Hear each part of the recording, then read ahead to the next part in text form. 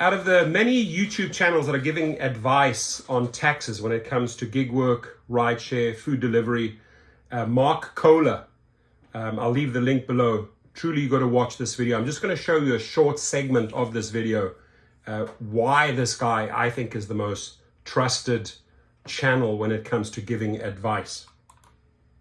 Now, in the auto deduction area, auto deductions, if you're doing mileage, you get the same mileage write-off whether you're driving an SUV or a jalopy. And if you put improvements on it, it's mileage only. You don't get any extra write-offs. So if you go to actual, so let's say everybody, you go to actual, what do you get a write-off? The vehicle. You get to write off the vehicle through depreciation. And that includes repairs, improvements, maintenance, gas. All of that's included in actual. So if you want to upgrade your vehicle so you can charge more or get a better experience, get more rides, whatever you're going to do, that is definitely a write-off. But remember, how do I qualify for actual? You need to be driving your vehicle for at least business 50% or more. So what the IRS is going to do is look at your total miles for the year and then how many miles were Uber.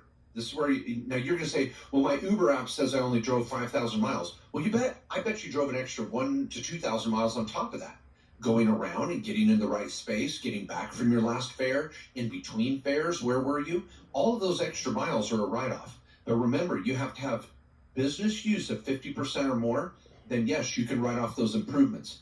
But remember, everybody, you can only write off the business use percentage of those improvements. So let's say you use your car 80% for Uber driving and 20% personal, and you go in and put on new tires that cost $1,000 or new rims for $1,000.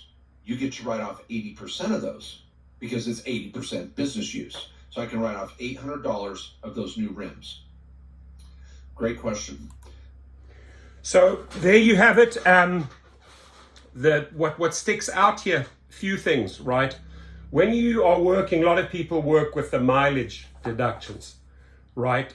As he said, it does not matter if you have a brand new SUV Cadillac or the oldest jalopy, right?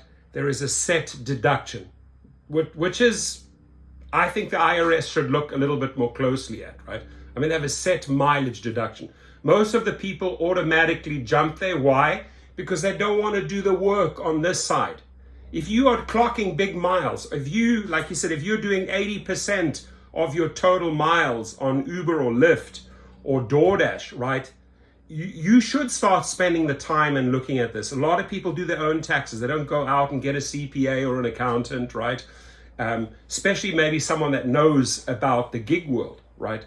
They just sort of look at business in general. Rideshare and food delivery, there are a lot of little factors that can add in that will make you more dough, that will make you more money, right? Again, also important to note here, to recap, that you have to do 50% or more of those miles for Uber or for Lyft.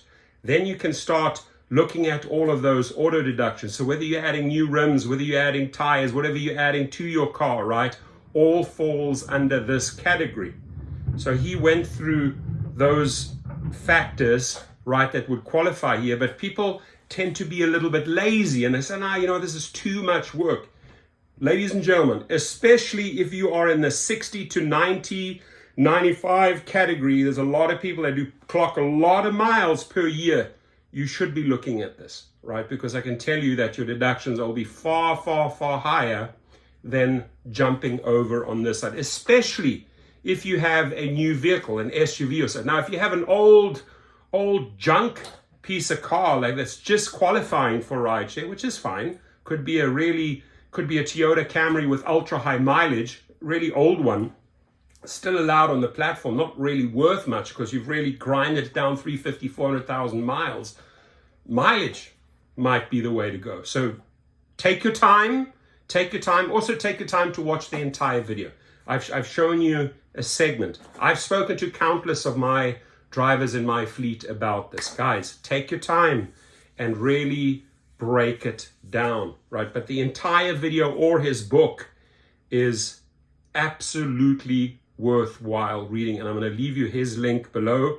I appreciate Mr. Caller's contributions, his know-how, his expertise, his professionalism in this industry, because he has helped thousands upon thousands upon thousands of drivers and food delivery drivers. God bless you all. Thank you. Leave your comments.